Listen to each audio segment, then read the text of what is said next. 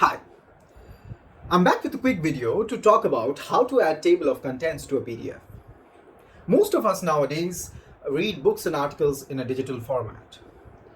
While reading things in a digital format, we often uh, need to efficiently navigate through the PDF. For instance, PDF is one of the most common digital formats, so we need a quick and efficient way to navigate through the PDF. Say your book or article is of 350 pages.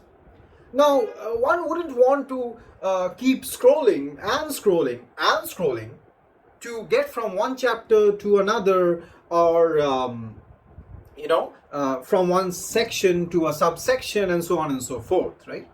It gets very tedious and takes away the joy of reading, to be honest. So what do you do in this case? Well, the feature of table of contents is meant for this very purpose, to efficiently navigate through the PDF. But most PDFs you find on the internet do not have an embedded table of contents. And there is no obvious way how to add such a table of contents to a PDF. That is what we are going to figure out today in a few quick and simple steps through an excellent piece of software. So what are the challenges associated with adding a TOC to a PDF? Well, the key challenge is, say you want to list all of the headings of the chapters or the sections or the subsections in a file, and you want to pass this file on to some program which writes out this list to the PDF. So you get a PDF with embedded table of contents, right? But this is not a very easy task. Say if your PDF contains 17 chapters, and each chapter on an average contains something like 5 sections each. So you can understand that you have to write 17 into 5 entries in your file by hand and figure out the page numbers in which these headings are there in the PDF, right? This is a very tedious task. Even though it's a very useful task, I mean, even if you spend 15 minutes doing this, you will probably read that book or article 100 times.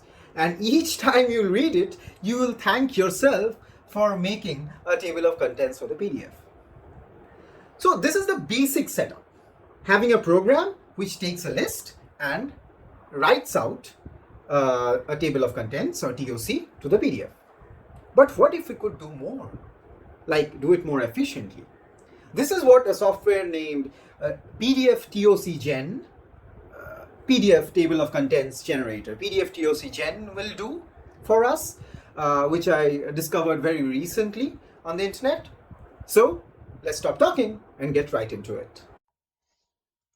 Okay, so the first step is to actually find and download this software. About the finding part, I'll leave a link down in the description to this website so that you do not have to search for it yourself.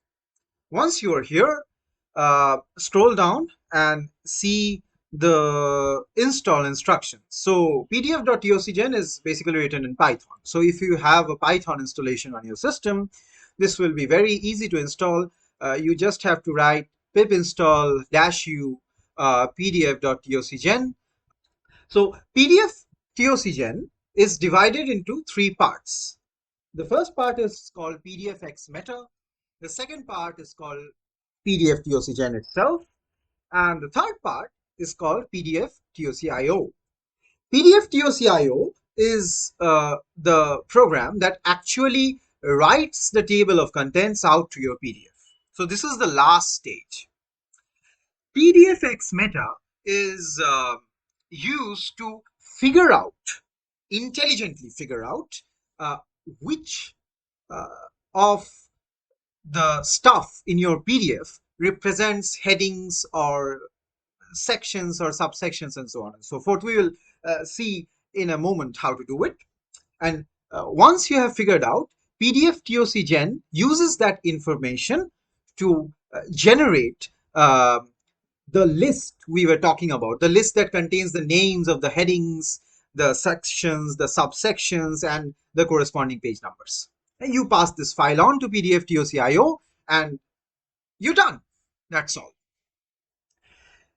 As you can understand, this method works the best, not flawlessly, but it works the best for PDFs which have been prepared digitally.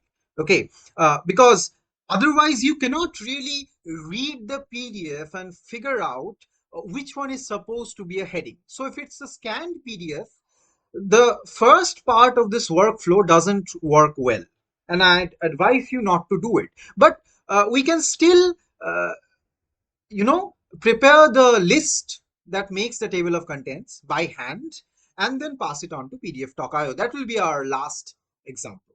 So let's jump into the straightforward example first. I will be generating table of contents for this.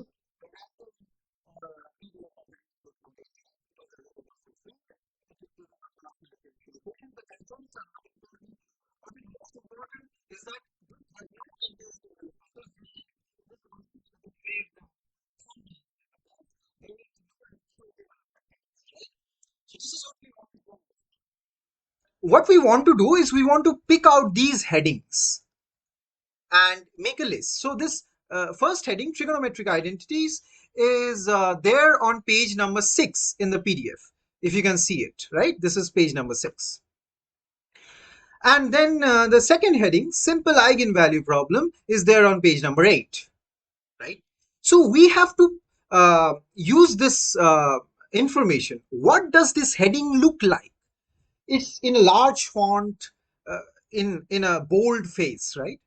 So we want to use this information to tell pdftocgen that this is what my headings look like, and this is what a subheading looks like. 5.1 quasi-linear equations. You can see, sorry, ah, this is irritating. So you can see that this is in a smaller font than the heading, which should be the case, right? No one writes subheadings in a font greater than the heading itself. Anyway, so we have all of this information, right?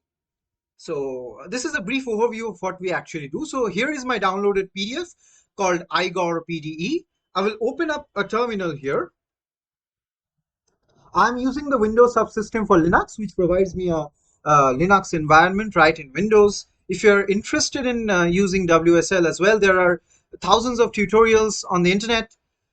Or if you want me to do a tutorial on WSL, you may ask down in the comments, and I'll be happy to make one. Okay, so we will first use pdfxmeta, and then the first thing we will do is we'll write -p to specify a page number in which one of these headings appear. We just need to tell pdfxmeta that this text corresponds with a heading. So say trigonometric identities. I don't even need to copy the entire thing. So I copied this using Control C. And now, first what I need to do is provide the name of the PDF. Okay. So the name of the PDF is igor pde. I press tab and it auto completed it for me. And now I need to provide in double quotes some string that corresponds with this heading, right? So we copied trigonometric and we typed out trigonometric here. Now if we press enter, oh, we haven't provided the page number, right? So the page number is 6. Okay, so the page number is 6. We will write this page number out here. -p space 6 space the file name space the text in the heading, right? Now we could have written trigonometric identities out in detail, but we most of the time we don't need to do it. Only if pdfxmeta is not able to find that information, then is when we will need to provide more details about the heading. But in this case, in most cases, it's quite smart. So once I press enter, this gives this output. So it has already figured out that the heading is trigonometric identities. It has put out a bunch of information. What does this contain? This contains the name of the font with which trigonometric identities has been written in the PDF, right? The font size, the font color, the font, whether the font is a superscript, whether it's italics, whether it's a serif font, um, whether it's monospace, whether it's bold, which you see is true. You don't need to worry about most of these informations. If you know these things, fine. But if you don't know them, most of the times you don't have a problem. Most of the things you need to know about is this bold, um, italics, color, size, and name. So it has pdfxmeta is basically telling us that the first headings, that is the most top level headings in this PDF, are written with this font style. Okay. Now what we will do is we will write out this information to a file, a .toml file. Okay. Now we will add another handle, another option, basically -a space 1. This basically means that pdfxmeta will automatically format this output in such a way that pdftocgen, that is the next stage, can understand. Okay, so let's see the output of this. Now you can see that pdfxmeta has formatted this the previous output in a very specific way. First of all, it includes a heading tag, and then it includes some thing called level equal to 1. See, we provided an argument after this auto option, right? After dash a, we said 1. So that is basically the level. So this is the highest level of heading. So this is level 1. If something belongs as a subheading in under this heading, then we will provide level 2, and so on and so forth. Okay, so it has formatted this output, and it has commented out a bunch of information. When there is a hash, this basically means a comment. Okay, so it has commented out a bunch of information. It has commented out this information because usually you don't need so much information. Okay, so what we will do is we will now send this output to a file named recipe.toml. The file name is not important. This, I have named this as recipe because that is what the guide says, but you could name this anything else very easily, right? So you could have named it hello.toml or bye-bye.toml. That's up to you. So once I press this to recipe.toml, all of this information has been written. Let's see what recipe.toml looks like. So recipe.toml contains exactly the information we saw in the last output, right? Now we can even remove all of this information, I mean all the excess information, if we want, or format this. That's the point of writing out to a file. This is why this software has been divided into 3 parts, so that you can edit these options as you want. I mean, all the time the output won't be picture perfect, so you might need to do some editing. Okay, so let's try to edit this. I'll be using Vim, but you can use anything you want. Okay, like Visual Studio Code, which I also have installed, but let's just use Vim for now. Okay, any favorite text editor you want. Okay, so I will remove all of this information. Okay, we don't need this. I'll remove all of this information. I might keep the font dot bold equal to true, but remember, if you keep including more and more information, your search basically narrows down. I mean, if you include font dot bold equal to true, it will only detect bold font. It won't detect font which is not bold. But if font dot bold is commented out, it will detect both bold font and non-bold font. So this is your choice, whether you want to be more specific or you don't want to be more specific. Depending upon the PDF and depending upon the use case, this has to be tweaked. In my case, let's keep this information, right? All our headings are in bold, but we don't need this monospace information. Okay, Serif can be commented out. This is not false. Superscript can be commented out. Color is not needed because it's a black and white PDF, so this information is redundant. If it's not a black and white PDF, then this might become important. Now, you might notice that this font size is actually very precise. Just look at the number of decimal places that is there in this font, right? So, using such a precise font size can create problems. In most digitally written PDFs, this probably won't create a problem, but we don't actually need such a such a highly precise font size. Okay, so that is why this option called font size tolerance is there. Sorry. So what font size tolerance does is, say you have specified a certain font size. Let's remove all these decimal places and keep up to 14.3. Okay.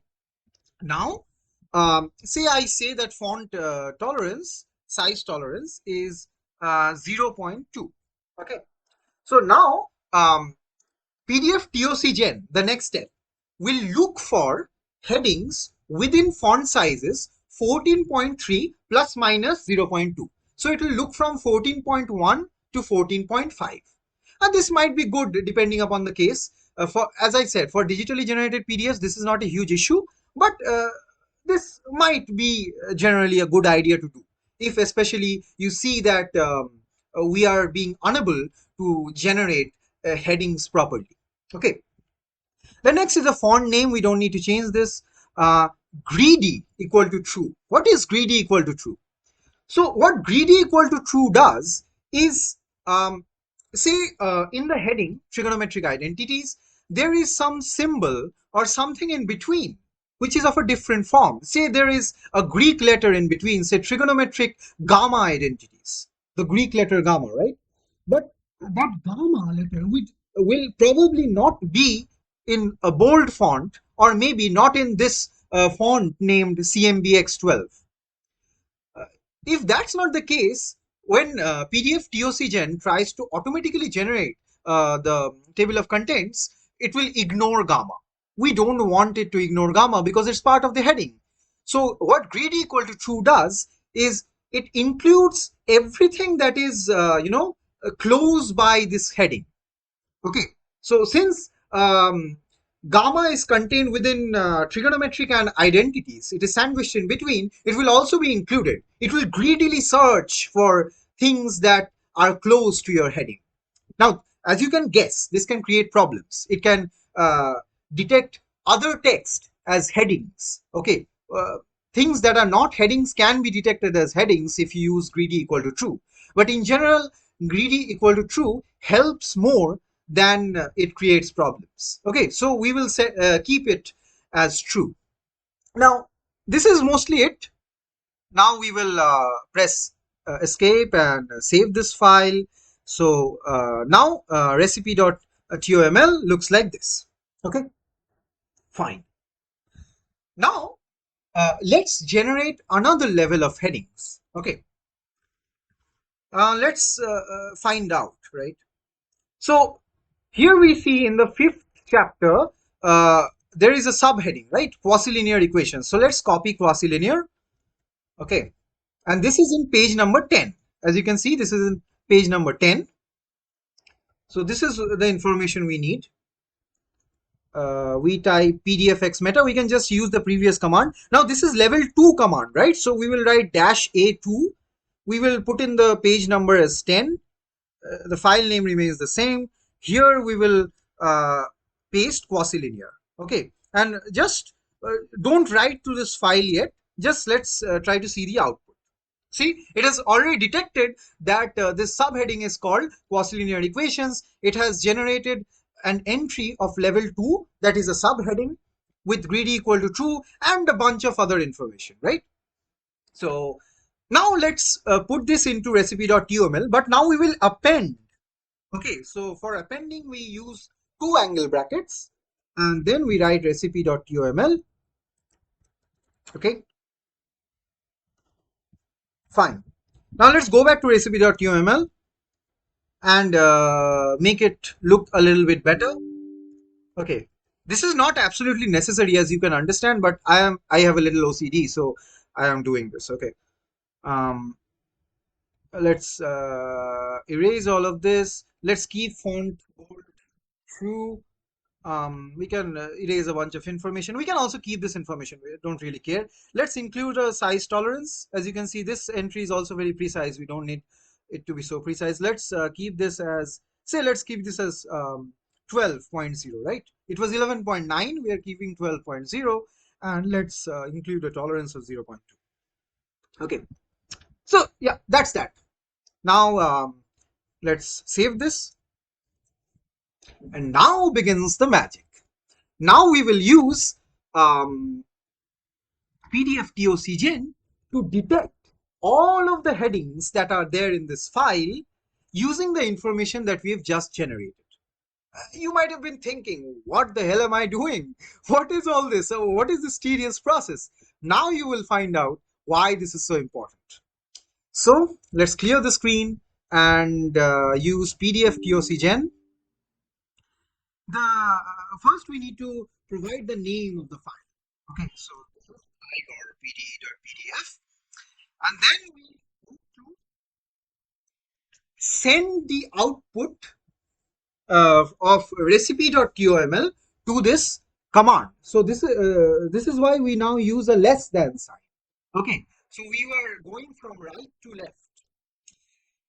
So if we use recipe.toml, let's just run this. Voila. So see that this has generated the just like that. There are 32 chapters. If we had to write this by hand, including all the subsections, it would have taken a separate video for that itself. But pdftocgen is smart. It has used the information generated by pdfxmeta and generated this table of contents. But again, remember that this is not perfect, right? This is why it has been done in steps. This is not perfect. It does a lot of things for you, but this is not perfect. As you can see, there are a few problems. Like there is this weird thing in Duhamel's principle. What is this? This is not there in the heading in Duhamel's principle, right? I don't think this Laplacian should have a hyphen in between, right? There is a question mark here. I don't think there should be a question mark here as well, right? There are a few weird things. Spherical Laplacian in R space 3 and R space n. Um, all of this is weird output, right? So this is basically, this is not happening. Let's go to this section, right? Section 8.4. Let's see what's the issue. Or let's first go to 7.4, Duhamel's principle, right? Let's go to Duhamel's principle. See, Duhamel's principle, after Duhamel's principle, we have this curly bracket. Since we use greedy equal to true, and this is in a bold font, pdftocgen has also detected this as being part of the heading, but that's not correct. So we will have to edit this by hand. Okay, so that's one of the things. The next thing is say in section 8.4, spherical Laplacian. What is there in 8.4? See, in 8.4 there is spherical Laplacian in r cubed and rn, right? So it cannot detect this text properly. So this is why we are facing this issue. Now, it's not absolutely necessary to include it exactly in this way. It's possible to tweak the output in the link that you'll find in the description, that is in the home page of the project. It's possible to tweak the output of pdftocgen in a million different ways. This software is very powerful, but we are going to do only very simple tasks. Okay, so we will just remove the spaces. Okay, we'll just keep it as R3 and Rn without the spaces. That will be enough for our case. Okay, so let's make these edits. Okay, so let's first take an output. Now I use a greater than symbol so that I can send the output of pdftocgen to another file, right? Um, let's call this file as TOC, just TOC, okay? So the output has been written to TOC. If we do cat TOC, you can see that the output has been written to TOC, okay? Now, we need to edit TOC to remove all the discrepancies. Actually, for this case, let's do it in VS Code because it will make our life a little bit easier. I'm not that familiar with Vim, to be honest. I've only recently started using it. So you will see that all the first level headings are there without any spaces, right? So there is the name of the heading with a space, and then there is, sorry, the page number. All the second level headings have 4 spaces in front of them, okay? And if there was a third level heading, then there would have been another 4 spaces in front of that. But we don't have third level headings in this PDF, so we don't really care. If we had third level headings in this PDF, we would have to provide the information that what does a third level heading look like. We would have to provide this information to pdfxmeta, write it to recipe.toml, and then pass it to pdftocgen. Now let's quickly make some edits. So let's remove the hyphen from the Laplacian. We don't need this. From Duhamel's principle, let's remove all of these symbols. Let's remove this unsupported character. Let's make this R2. Let's remove this space, R3, Rn. Remove this excess spaces, R3. This is a kind of a, I mean, it might look tedious, but you only have to do this once. That's kind of the good thing. Yeah, we don't have to be super precise. We just need to know where these things are, right? It's not a huge deal if these are not in the right place. After all, we have already generated this, and you will see the magic very soon. Anyway, let's save this, press Ctrl S and come back. And now comes the last part. So we have edited TOC. Now we need to use pdftocio for igorpd.pdf, and there's a less than sign, and now we provide TOC. So from right to left, TOC is being sent to this command pdftocio so that it uses that information and generates a table of contents for igorpd. Okay, now we press enter, and it's done. It's actually done. Let's go to our file explorer and see it has renamed the file with the output so that you do not replace the original file. Now let's double click this file and you see the table of contents has appeared. Voila! Whatever you want to say. Do you want to say Eureka? Feel free to. With all the subsections. So I press this and I go to quasi-linear equations. I press 21.2 Laplace equation maximum principle and I go there. This is how good it is. Okay, this makes life super easy. Imagine if we had to write all of these things by hand. And I can also jump to the contents whenever I like, right? Remember, this works so well because this is a digitally made PDF. If this was a scanned PDF, this wouldn't have worked. Okay. Our next example is going to be of a scanned PDF, but this usage of pdfxmeta and pdftocgen only works for digitally generated PDFs. Okay. Otherwise, the output is very bad. I mean, you would have to do a lot of tweaking. Okay. If you have done OCR on a PDF so that the text is searchable, the text still does not have all of this font information. So anyway, you would have to do a lot of work to make sure that pdftocgen is exactly able to detect the right headings. So for scanned PDFs, this does not work, but still, this is a great tool for doing this task for digitally generated PDFs. And this will save you a lot of work in many cases. This is very, very, very, I mean, I love this tool. I'm sure you will do too. Anyway, without talking much, let's take another example of a scanned PDF this time. Okay, so this is the scanned PDF I have chosen. This is a very old book of the translation of the principle of relativity of Albert Einstein by Meghnad Shah and Hassan Bose. If you don't know these people, or these people are not related to your field, it's absolutely fine. This is just an example. This is also available for free on the internet. I just picked this as an example of a scanned PDF. Okay, and you can see that this is a PDF in which an OCR has been done. So this is searchable, but this is a scanned PDF. So the font information is not clear in this PDF. Okay, so all of those tricks we were doing with pdfxmeta, in which we were figuring out the exact font, whether it's bold or not, whether it's what's the exact size, all of those things do not work here. But you can still work in a very limited way with only with pdftocio. Okay, the last step, we just takes a list and writes it out to um, a file, right? Sorry, writes it out to this PDF, not any file. So what we can do is we can now this is where the difficult work begins. Let's create another file.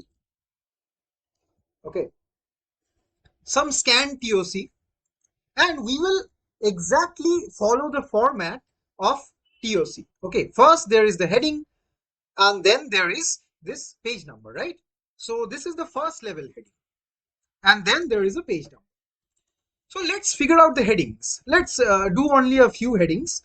What I can do is I can only pick out the headings. First is historical introduction. So let's write historical introduction, 1 space historical introduction. Okay, let's write out the names first. The second is on the electrodynamics of moving bodies. Okay, on the electrodynamics of moving bodies. Okay, let's put the third one as well, Albert Einstein. Let's put this in as well. So we haven't put in the page numbers yet because we have to figure them out. Okay, so let's figure out the page numbers. Remember, these are the page numbers of the PDF, not the book itself. Okay, so where is historical introduction? It's at page number 11. Okay, so page number 11. The electrodynamics of moving bodies is far away actually. The first time this is a difficult task to figure out. Where is the electrodynamics of moving bodies? This is why you generate a table of contents, right? Because it's so difficult to keep scrolling like this. So we have found it's at page number 35 in the PDF. So we copy this and we paste it. So page number 35. And then there is Albert Einstein. So where is Albert Einstein? Here is Albert Einstein. So this is at page number 69. So we put this in here. Now this is fine, but what if we want to also do some subheadings? Look, if you are doing this manually, it's probably best to just include the name of the chapters and forget about the subheadings, because there is going to be many of them. Just doing the name of the chapters is useful enough. I mean, if there are 20 chapters in the book, if you just list the chapters, it also makes life quite easy for you, because you don't have to keep scrolling to find the chapters, right? But just for an example, let's also include two subheadings under the electrodynamics of moving bodies. Remember, the original file, there were 4 spaces. Okay, if we are to include a subheading, there has to be 4 spaces. Okay, so we will provide 4 spaces here, 1, 2, 3, 4, and then we will need to figure out what the name of the one of the subheadings is. So let's go to 35. Let's see. Here is one, kinematical portion, on page number 37. Okay, so kinematical portion. Let's write 2.1 kinematical portion. You can understand that I'm just doing things that make sense. rather than being absolutely precise, because I just need to use the table of contents to get to the right place. You don't need to be super precise, right? The next part is, say, um,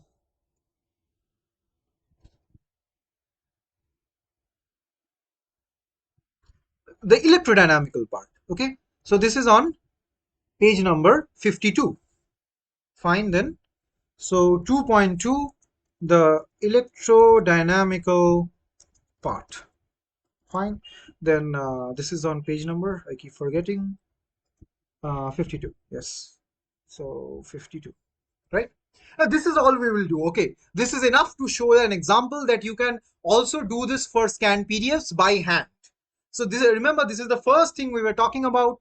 Without all the smart detections for scanned PDFs, you will have to fall back to writing the TOC by hand.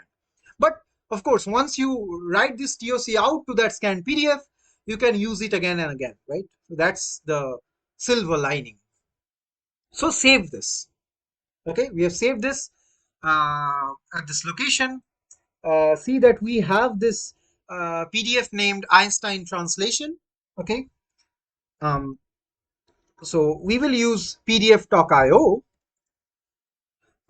to write out this TOC. So Einstein translation.pdf, a less than sign, and then we write scan TOC, right? And then we press enter. See, a new file named Einstein translation out has been generated. Let's open this. See, there is a table of contents. And once I press 1, we go to historical introduction. Once I press 3, I go to Albrecht Einstein. And 2, I go to the beginning of this chapter. Let's open this up and go to the electrodynamical part. See? Good enough, right? So we can still exploit this to some extent. This is the advantage of this software being split into several parts. We can still exploit this and generate a TOC by hand if at all we require it. Okay. Yeah. So that's mostly all I wanted to talk about. One quick thing, if there is a table of contents in a PDF, then you can also view it using pdftocio. That is why the name is IO. I means input, O means output. So tocio, Einstein translation. Since we have already written a TOC to this, if we just use this command with the name of the PDF, which has a table of contents, we can easily see that it contains a table of contents. Just for a little bit of idea, we will include the handle -h, which will output the table of contents in a more readable format. So press enter and see, it shows us the table of contents that is there in this PDF. So if some PDF already has table of contents and for whatever reason you want to extract that table of contents, you could do it using pdftocio. Okay, and yeah, that wraps up this video. It was a little long, but I felt that I wanted to talk about the various details that I could talk about. uh, as I said, you could do a lot of things with this software. Please go to the homepage of the software. The tutorial is excellent. Try to figure out what to do and what you cannot do from this, because as you can see, there are of course limitations. But within the limitations, we have to live, and we have to make sure that we can edit out all of these files and make it exactly the way we want it to work. Okay, so goodbye. See you in another video.